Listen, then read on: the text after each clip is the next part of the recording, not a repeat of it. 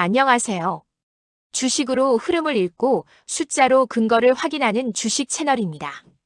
오늘은 로보로보를 차트, 재무, 업황, 상승 재료, 리스크까지 전부 한 번에 정리하고 마지막에는 보유자와 신규 진입자 입장에서 대응 전략까지 깔끔하게 나눠보겠습니다. 먼저 고지부터 하고 시작하겠습니다. 이 영상은 투자 권유가 아니고 모든 판단과 책임은 본인에게 있습니다. 자, 로보로보를 볼 때 가장 흔한 오해가 하나 있습니다. 로봇 주니까 로봇 테마 탈 때만 오른다.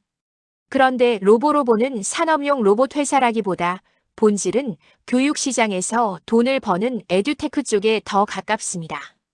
로봇은 제품이기도 하지만 더 중요한 건 교육 서비스와 콘텐츠가 붙는 구조라는 점이에요. 이걸 이해하면 같은 로봇 테마 안에서도 로보로보의 결이 왜 다른지 보이기 시작합니다. 먼저 오늘 주가 흐름부터 정리해 볼게요. 지금 시장이 로봇에 꽂히면 어떤 일이 벌어지냐면 개별 종목 실적보다 수급과 속도가 먼저 움직입니다. 로보로보도 그 한가운데 들어왔고 장중에 상한가까지 가는 날이 나왔죠. 이런 날은 오르는 이유보다 오른 다음에 무엇이 남는지가 더 중요합니다. 상승은 이벤트로 끝날 수도 있고 구조가 바뀌는 신호일 수도 있거든요. 차트 얘기를 해보겠습니다. 상한가가 나온 날에 공통점이 있습니다. 첫째, 거래량이 평소 대비 폭증합니다. 둘째, 장중 눌림이 있어도 매수세가 다시 들어오면서 고가에 붙습니다. 셋째, 다음 날부터는 연속성이 핵심이 됩니다. 여기서 연속성이라는 건 딱 두 개로 갈립니다. 거래량이 줄어드는데 가격이 버틴다. 이러면 과열이 식으면서도 수요가 남아있다는 뜻이라 테마가 한 번 더 연장될 확률이 생깁니다. 반대로 거래량이 더 터지는데 가격이 밀린다. 이러면 고점에서 물량이 쏟아지는 장면일 수 있어서 단기 피크 신호가 될 수 있습니다. 상한가 자체보다 상한가 다음 23거래일의 캔들과 거래량이 진짜입니다. 이제 재무로 넘어가겠습니다. 로보로보는 2023년 연결 기준 매출이 약 142.6억 원, 영업이익이 약 2.2억 원으로 흑자 전환을 했고 당기순이익도 약 14.2억 원을 기록한 것으로 공시 자료에 정리돼 있습니다. 그리고 부채 비율이 2023년 말 연결 기준 7.3% 수준으로 재무구조가 공격적이지 않다는 것도 확인됩니다. 이 숫자가 왜 중요하냐면 로봇 테마주 중에는 부채가 많고 현금 흐름이 불안한 회사도 있는데 로보로보는 최소한 재무로 버티는 체력이 아주 약한 편은 아니라는 점을 보여주기 때문입니다. 다만 여기서 냉정하게 한 줄을 더 얹어야 합니다. 최근 분기 구간에서는 매출이 크게 늘지 않았고 영업 손실이 나타나는 구간도 확인됩니다. 요약하면 사업 구조는 괜찮은데 분기 실적은 들쑥날쑥할 수 있다는 말이에요. 즉 로보로보는 지금 당장 실적이 폭발하는 성장주라기보다 정책과 트렌드가 붙으면 밸류에이션이 먼저 확장되는 타입에 가깝습니다. 그래서 변동성이 큽니다.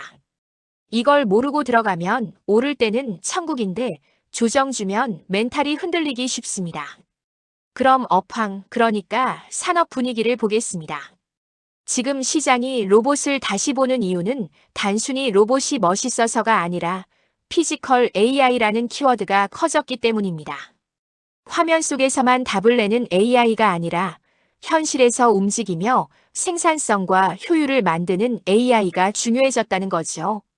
CES 같은 글로벌 행사에서 이 메시지가 강해지면 국내 로봇 자동화가 동시에 반응합니다. 그런데 여기서 로보로보는 산업용 로봇 메이커와 달리 교육 현장에서 피지컬 AI를 가르치는 쪽이라는 테마로 연결됩니다. 로봇 시대가 오면 기업들은 로봇을 사고 학교와 학부모는 로봇과 코딩 교육을 찾습니다. 이때 수혜 구조가 다른 로봇주들과 겹치면서도 차별점이 생깁니다. 이제 상승 재료를 촘촘히 짚어볼게요. 첫 번째 재료는 전시회 모멘텀입니다. 로보로보는 2026년 1월 21일부터 23일까지 코엑스에서 열리는 대한민국 교육박람회 일정과 맞물려 시장 관심이 더 커질 수 있는 환경이었습니다. 두 번째는 해외 전시회입니다. 로보로보가 영국 런던에서 열리는 배쇼 같은 글로벌 교육기술 전시회에 참가해 피지컬 AI 교육 모델을 선보인다고 밝힌 내용이 있습니다.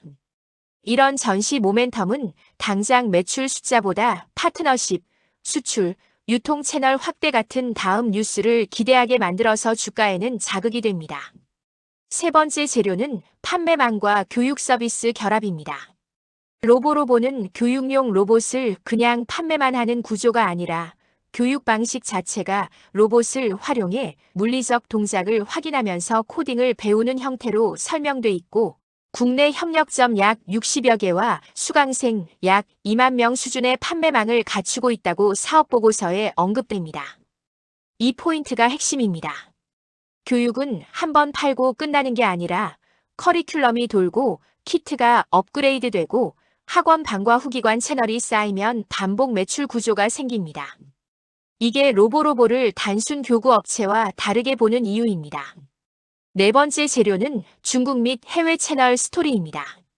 사업보고서와 공시 요약에는 2016년에 베이징 ROBO 에저케이션 테크놀로지와 10년 장기 공급 계약을 체결했다는 설명이 나옵니다. 여기서 포인트는 글로벌 진출을 한다가 아니라 이미 계약과 유통 구조를 경험해봤다는 겁니다. 물론 중국 쪽은 수요 환경 변화에 따라 변동이 커질 수 있어서 리스크도 동시에 존재합니다. 다섯 번째 재료는 정책과 시대 흐름입니다. 국내에서 AI 로봇 교육이 강화되고 학교 현장이나 평생교육 시장에서 코딩과 AI 교육 수요가 올라오면 로보로보 같은 회사는 단순히 주식 테마가 아니라 실수요 시장의 수혜 가능성이 생깁니다. 특히 중장년 재취업, 직무 전환, 평생교육 같은 영역에서도 AI 코딩 로봇 교육이 결합될 수 있죠. 이런 건 하루 만에 폭발하진 않지만 스토리가 계속 이어지는 배경이 됩니다. 이제 리스크를 냉정하게 정리하겠습니다. 첫째, 단기 급등의 가장 큰 리스크는 추격 매수입니다. 상한가나 VI 같은 속도 구간에서 들어가면 다음날 갭이 뜬 상태에서 흔들릴 때 견디기가 어렵습니다. 상승이 이어져도 흔들림이 훨씬 커집니다. 둘째, 분기 실적의 변동성입니다. 앞에서 말했듯이 최근 구간에서는 매출이 크게 늘지 않는 가운데 영업 손실이 찍히는 구간도 확인됩니다. 결국 실적이 받쳐주지 않는 테마 랠리는 어느 순간 과열 구간을 만들고 되돌림도 세게 나옵니다. 셋째, 해외 매출과 특정 채널에 대한 의존 리스크입니다. 중국 채널이든 해외 유통이든 시장 환경이 변하면 매출 변동이 생길 수 있습니다. 글로벌은 기회이지만 동시에 리스크입니다. 넷째, 교육 시장 자체의 구조 변수입니다. 학령 인구 감소 같은 이슈는 장기적으로 부담이 될 수 있고 그래서 로보로보가 글로벌과 콘텐츠 확장으로 대응하는지가 중요합니다. 그렇다면 앞으로 방향성, 예측은 어떻게 봐야 할까요? 저는 이렇게 정리합니다. 로보로보는 로봇주 대세가 올 때 단기 탄력이 좋을 수 있지만 그 다음에는 결국 에듀테크로서의 실체가 주가를 결정합니다. 즉, 1차 파동은 테마와 수급이 만들고 2차 파동은 계약, 파트너십, 전시 이후의 후속 뉴스, 그리고 실적이 만듭니다. 그래서 로보로보의 다음 체크포인트는 두 가지입니다. 전시 참여 이후 실제로 어떤 비입이 납품, 교육기관 계약, 해외 파트너십 같은 후속 소식이 나오느냐. 그리고 분기 실적에서 매출과 비용 구조가 어떻게 안정화되느냐. 이 두 가지가 확인되면 단순 테마를 넘어 한 단계 재평가가 가능합니다. 이제 가장 중요한 대응 전략으로 마무리할게요. 보유자와 신규 진입자로 나눠서 딱 정리합니다. 먼저 보유자 전략입니다. 상한가나 급등이 나온 종목은 끝까지 먹겠다가 아니라 내가 지킬 룰을 정한다가 핵심입니다. 첫 번째 룰 급등 다음 날은 시초가 반응을 반드시 봅니다. 갭을 크게 띄우면 변동성이 커지고 첫 30분이 그날의 분위기를 결정합니다. 두 번째 룰, 분할로 대응합니다. 일부는 수익을 확정해서 멘탈을 안정시키고 나머지는 추세가 이어질 때 가져가는 방식이 가장 현실적입니다. 세 번째 룰, 거래량이 줄어드는데 가격이 버티면 계속 관찰합니다. 반대로 거래량이 더 터지면서 밀리면 고점에서 물량이 나오는 날일 수 있으니 욕심을 줄여야 합니다. 다음은 신규 진입자 전략입니다. 지금 가장 위험한 건 뉴스가 좋으니까 늦었어도 들어가야 한다는 생각입니다. 급등 직후에는 추격보다 눌림목이 훨씬 유리합니다. 제가 신규 진입자라면 이렇게 봅니다.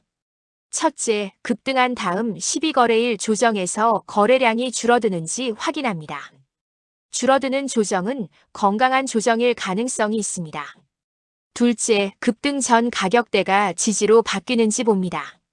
과거 저항이 지지로 바뀌는 구간이 나오면 진입의 명분이 생깁니다. 셋째, 로봇 섹터 전체가 살아있는지 봅니다.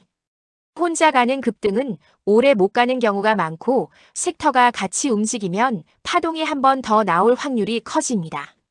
마지막으로 오늘 영상의 결론을 한 문장으로 정리하겠습니다. 로보로보는 산업용 로봇주라기보다 피지컬 AI 교육이라는 시대의 흐름에 올라탈 수 있는 에듀테크 기업이고 단기적으로는 수급이, 중기적으로는 전시 이후의 후속 뉴스와 실적이 방향을 결정할 가능성이 큽니다. 2023년 흑자 전환과 낮은 부채 비율 같은 체력은 확인되지만 최근 분기 실적 변동성은 분명한 리스크이기 때문에 지금은 믿음보다 타이밍과 룰이 더 중요한 구간입니다. 여기까지 로보로보였습니다.